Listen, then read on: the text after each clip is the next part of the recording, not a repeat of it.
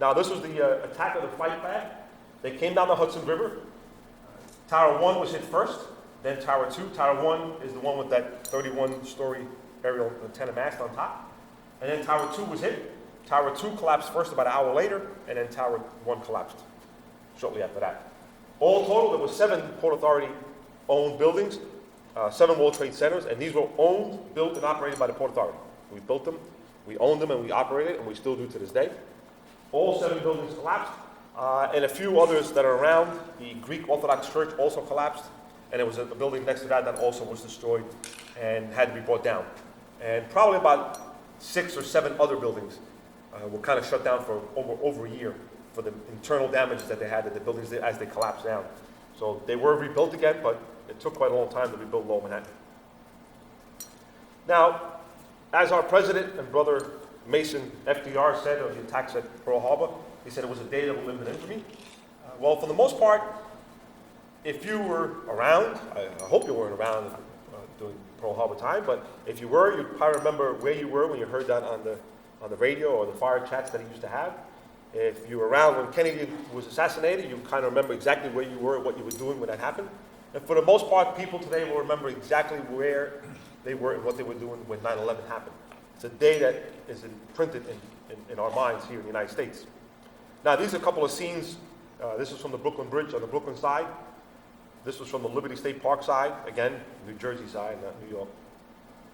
And this scene I leave here because terrorists have a tactic called a first and secondary attack. And for first responders, you know what that means. Usually a person, or a terrorist, will sometimes plant a bomb, let's say, in a car and blow it up, and then 15 minutes later, another bomb explodes because he planted another bomb in a dumpster somewhere close by. That's intended to kill the first responders. It doesn't intend to kill us. So the first one does collateral damage, and then as the responders come in, they usually detonate the second one to kill that circle of, like that golden circle, chain of rescue service. Now, similar to what happened here, if you Google the first attack, you're lucky if you find 1 or 2 videos on it. Very limited, because nobody knew what was going to happen. But they staggered the two about 15 minutes. Now, the first one hit, what did everybody do? CNN, Fox, everybody turned their cameras and cell phones and camcorders, that's what we had back then, and everything you had aimed at those 2 towers. Because they knew that 15 or 16 minutes later, they were going to see this on live national TV worldwide. Live terrorist attack worldwide, and that's what they do. They instill fear, they instill terror to try to change our way of life and our way of thinking. And this is how they do it. They wanted the world to see this, and this is very impactful when you see that. And for rescuers that had to be there and had to run for cover, if you imagine all this fuel raining down, all that fire raining down, all that debris raining down, very, very difficult. And if you notice the direction of the wind as it was taking the smoke over the second building, prevented airlifts. Now, we did have a helicopter pad on top of Tower 2, which had the outdoor observation deck, but because the smoke was so thick and intense in the heat, every time the helicopter tried to land, it couldn't see where it was going to land, and then the heat made it impossible for it to land. So to avoid losing more life, they were aborted most of the time. We just couldn't do it. Now, as I said, Building 2 collapsed first, then later Building 1. But if you can imagine, this is what Lower Manhattan looked like. In a battle war zone. Many had to run for cover, many had to run down into subways to protect yourself. Because if you can imagine 110 stories, a quarter of a mile high, the building coming down, well, that's about 20 city blocks long, so there's no way you're not running. So chances are, well, go down below a subway and take the best chance you have and get away. And for many, that's what happened. And for a lot of people, including the rescuers that were there, this is what we had to deal with. When we came out, everything and everyone was covered in that light gray dust. And you couldn't tell the color of uniform, you could barely tell the color of a person.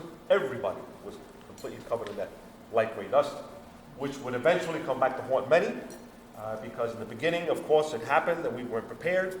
But then later on, we were told that, yes, breathing and ingesting the air and the chemicals was very harmful. And to this day, we're still losing people because of this dreadful disease from being there. Now, in the beginning, that's a very young me. But in the beginning, we had, the world was open. Everybody was coming there as a show of support and solidarity. Even if you really didn't do nothing, it was nice to see politicians, famous people, football teams and basketball teams and baseball, everybody coming down, not for the fanfare, not to sign autographs and paparazzi, but to actually come silently and quietly, pay their respects, and show a sign of support. And that was very inspiring, especially to us. However, it was getting a little bit out of control. And if you can imagine, the first phase was evacuating people. When the buildings came down, we quickly reverted to a rescue phase, trying to save those trapped.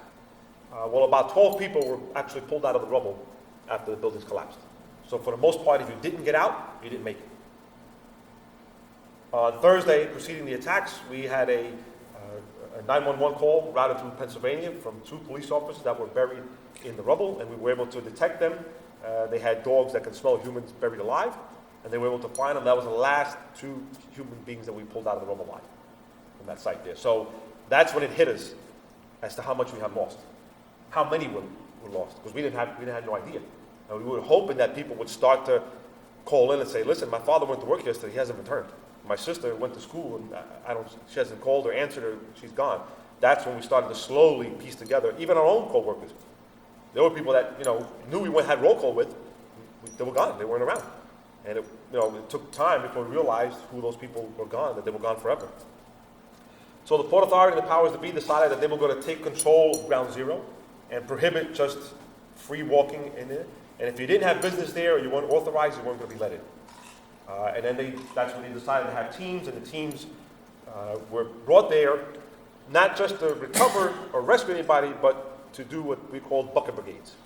And the bucket brigades were simply passing the bucket up one side, filling it with debris, and passing it down the other side in the hopes that if we do find any piece of human remains, that it can be tagged, DNA tested, and hopefully someone would come in to the morgue and say, this is my father's toothbrush, this was my mother's hair comb, tested DNA, and whatever we had, we would return to the family, or the morgue, New York City morgue would hand back to the family. To this day, there's still thousands of pieces that have been identified, but they just don't know who it is. They've been DNA, nobody's ever come to claim it. And the sad part is that as the years go by, it's highly undoubtful that anybody will ever claim these pieces of human remains again. As for the Holland Tunnel, where I was stationed, they closed the Holland Tunnel. For the most part, we had to respond every day to the World Trade Center. They closed it for well over 2 months. And 4 that went down never came back. And we never found a shred of evidence. Not a uniform, not a badge, nothing. We never found anything. We literally buried 4 empty caskets. That's all we ever found up to this day. Now, this was a photographer took a snapshot of me from the back. I didn't know he was doing it. And the debris field around the Ground Zero area was so immense that sometimes you had to actually, we went across the street to the financial center across the street, walked up the 3-story escalator and broke the windows, and we're actually walking on top of the debris field. That's how high sometimes it was, the amount of debris that was out there. And I was usually working the midnight tour, and sometimes if you're walking around at night, you would walk and you would see the cracks, and in between the cracks you would see the slowly dying beacon of a revolving police light or the light of a fire truck, and you knew that your co-workers were down there and just no way of getting it out because they were buried under thousands of tons of steel. And that was the problem we also had, is that we realized that the immense work that it was going to take to do this by hand would have taken forever. And there was no way for us to lift that type of steel. So the decision was made to stop with the bucket brigade, bring in heavy machinery right away, and begin the removing of debris, begin grappling a lot of stuff. And usually they would assign a member of that unit to a grappler. So it might be a PAPD, there might be a FDNY, New York City Police. And if we found anybody from that unit, we recovered the body, and then if it belonged to a particular unit, that unit would then come down and remove their own. They would drape an American flag, and they would take their own out. And the same with civilians. We had civilians, and we also had chaplains and rabbis and everybody who were there to say their blessings for it as well. But this year I put here because this, just over that heap and mound and debris, about 3.5 blocks away, is the New York Stock Exchange. And Federal Hall, where Washington took his first oath of office as President of the United States. And it's hard to imagine that this is New York City. It looks like an embattled war zone. It doesn't look like the city that never sleeps, the vibrant city. Well, this is what it was. For the most part, everything south of Canal Street was pretty much shut down and abandoned.